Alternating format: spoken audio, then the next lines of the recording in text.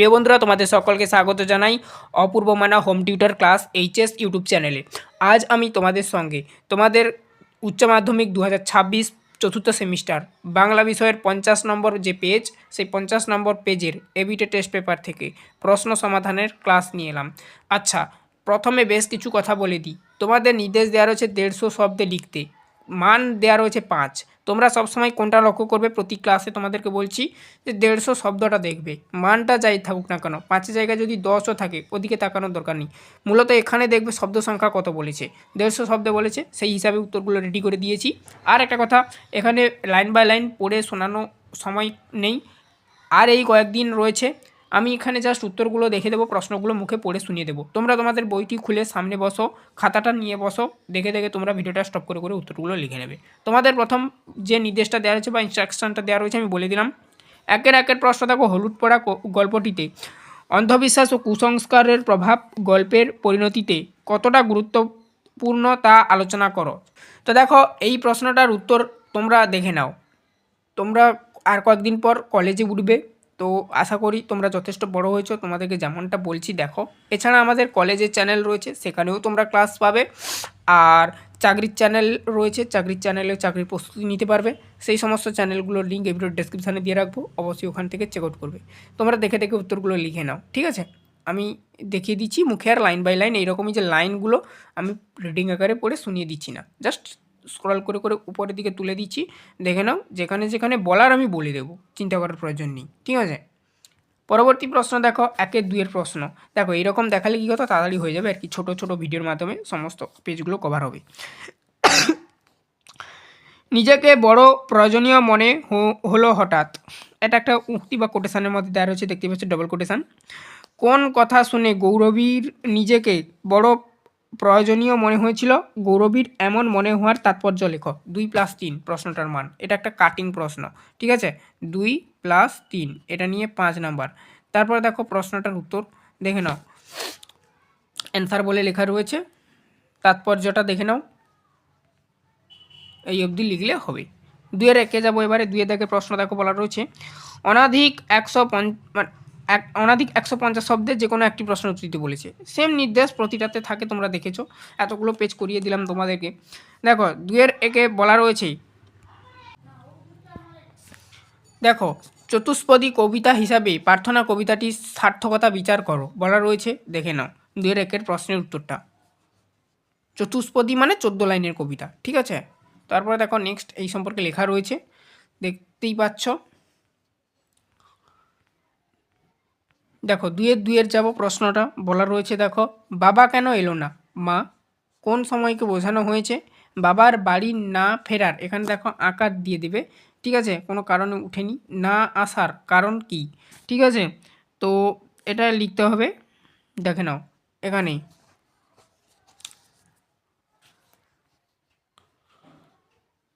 তারপরে দেখো নেক্সট 3-1 যাব। 3 দেখো সেম নির্দেশ দেওয়া রয়েছে। 1 প্রশ্ন দেখো, বলা হচ্ছে নানা রোগের দিন একাঙ্ক নাটক হিসাবে কতখানি সার্থক আলোচনা করো। দেখো লাইন বাই লাইন বোঝাতে গেলে কিন্তু এই 3 দাগ অবধি আসা সম্ভব হতো না 4 মিনিট সময়ের মধ্যে। তার জন্য বলছি এরকম করে দেখিয়ে দেবো, এই কয়েকদিনে সমস্ত পেজগুলো কভার করে দেবো, তোমরা একটু দেখে দেখে কষ্ট করে লিখে নেবে। দেখো তোমরা পড়ে তোমাদের লাভ, আমার কিছু না, ঠিক আছে? তো জাস্ট একটু তোমরা একটু খাটো। দেখো নেক্সট হচ্ছে, আমরা তো তোমাদের উত্তরগুলো প্রোভাইড করে দেবো, কিন্তু পড়তে হবে তোমাদেরকে। 3-2 দেখো, বলা রয়েছে সেই রাত্রেই জীবনের প্রথম মুখ্যম বুঝলাম, ঠিক আছে? কোন রাতের কথা বলা হয়েছে? সেই জায়গার যে বর্ণনা বক্তা দিয়েছে তা লেখো। এই প্রশ্নটার উত্তরটা কি লিখবে দেখে নাও, এটাও একটা কাটিং প্রশ্ন। তারপরে দেখো নেক্সট 4-এর দাগে যাব। 4-এর দাগে দেখো বলা রয়েছে সেম নির্দেশ। প্রথম প্রশ্ন, প্রদীপের আলো নিভিয়ে যাও। প্রদীপের আলো নিভিয়ে দাও এখন আকাশের তারাটি থেকে। এখানে দেখো আলো হবে, আঁকাটা দিয়ে দেবে, এটা হাতে তৈরি করেছি তো, যেখানে সেখানে হয়তো একটু আঁকা আর হস্তিকাটা মিস্টেক হয়েছে, বসন্তটা একটু দেখে দিচ্ছি, দেখে নাও। আসুক, কখন এই কথা বলা হয়েছে? প্রদীপের আলো নিভিয়ে দেওয়ার কোন বিশেষ তাৎপর্যের দিকে ইঙ্গিত করে, দেখে নাও। আর অনিচ্ছাকৃত ভুলের জন্য আমরা ক্ষমা প্রার্থী, তোমরা কিছু মনে করবে না।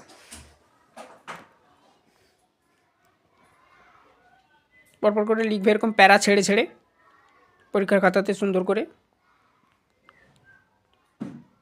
4-2 যাব, ডাকঘর নাটকে ঠাকুরদার চরিত্রটির ভূমিকা আলোচনা করো। দেখে নাও।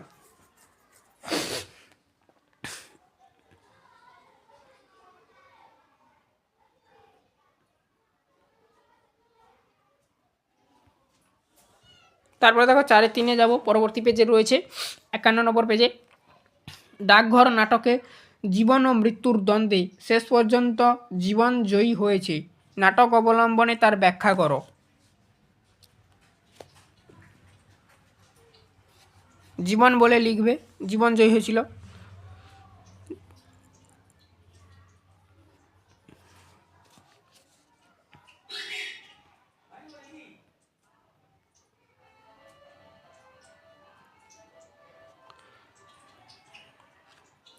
তারপরে দেখো 4-4 প্রশ্ন, সে ভারী মস্ত কাজ, বক্তার ভারী মস্ত কাজ কোনটিকে বোঝানো হয়েছে, উদ্দিষ্ট ব্যক্তি এর পরিপ্রেক্ষিতে কি জানিয়েছিল। দেখে নাও।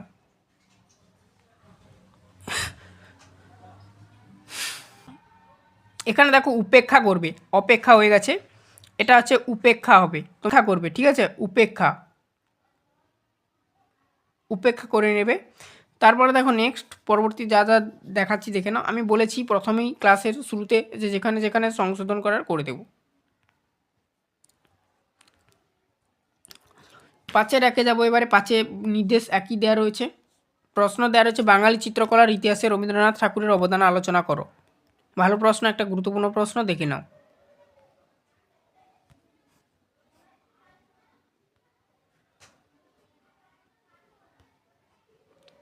5-2 দেখো বলা রয়েছে বাংলা তথ্যচিত্র ধারায় সংক্ষিপ্ত পরিচয় দাও। মানে এটা হচ্ছে তোমাদের পুরো, এটা কাটিং নয়, জাস্ট একটা হোল প্রশ্ন, এগুলো দেখে নাও।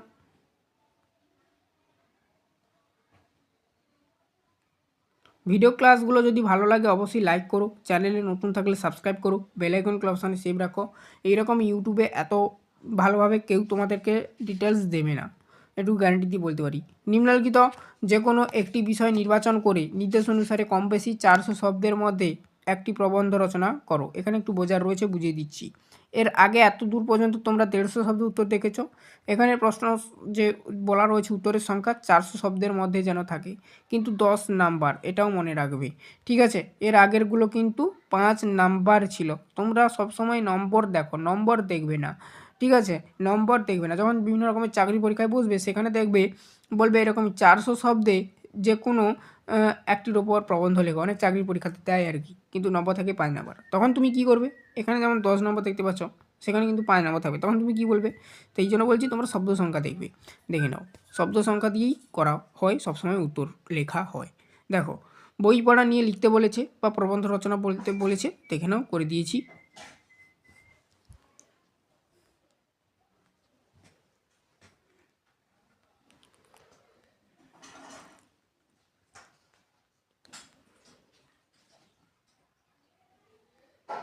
পয়েন্টগুলো দেখে রাখবে।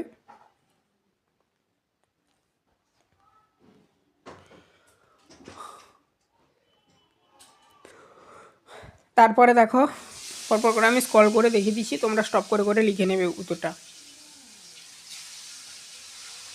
এবারে আসছি 6-2 শেষ প্রশ্ন, সুকান্ত ভট্টাচার্য সম্পর্কে লিখতে বলেছে। প্রদত্ত সূত্রের ভিত্তিতে জীবনীমূলক একটি প্রবন্ধ রচনা তৈরি করে দিয়েছি, দেখে নাও। প্রথমে ভূমিকা দেবে, প্রবন্ধ প্রবন্ধটা লিখতে বলেছে যেহেতু ভূমিকা তো তোমাকে অবশ্যই দিতে হবে 2 জায়গায়। ভূমিকাতে এটা লিখবে জন্ম বংশ পরিচয়, এটা পয়েন্টের পরিপ্রেক্ষিতে লিখবে। শিক্ষা জীবন, এটার পরিপ্রেক্ষিতে লিখবে। সাহিত্য সাধনা ও কাব্য বৈশিষ্ট্য, এটার পরিপ্রেক্ষিতে লিখবে।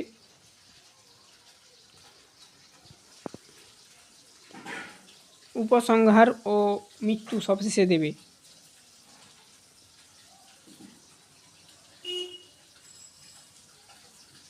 এই ছিল এই পেজের সমস্ত প্রশ্নের সমাধান। এইটা কিন্তু কম সময়ের মধ্যে হলো, 10 মিনিট সময়ের মধ্যে।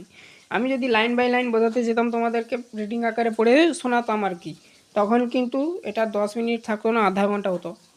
তখন তোমরাও বোরিং হতে, আর আমাদের সময় কম করার জন্য এটা করা, কিছু মনে করবে না, ঠিক ঠিক আছে? তোমরা বড় হয়েছো, দেখে দেখে এটা লিখে নেবে। তো যদি কোথাও অসুবিধা থাকে কমেন্টে জানাতে পারো, রিপ্লাই দেওয়া হবে। আজ এই অবধি। চ্যানেলে নতুন থাকলে সাবস্ক্রাইব করো, বেল আইকন অপশানে সেভ রাখো। এর আগের পেজের সমাধানগুলো যারা না দেখেছো অবশ্যই বাংলা বিষয়ের সমাধানগুলো দেখে নেবে।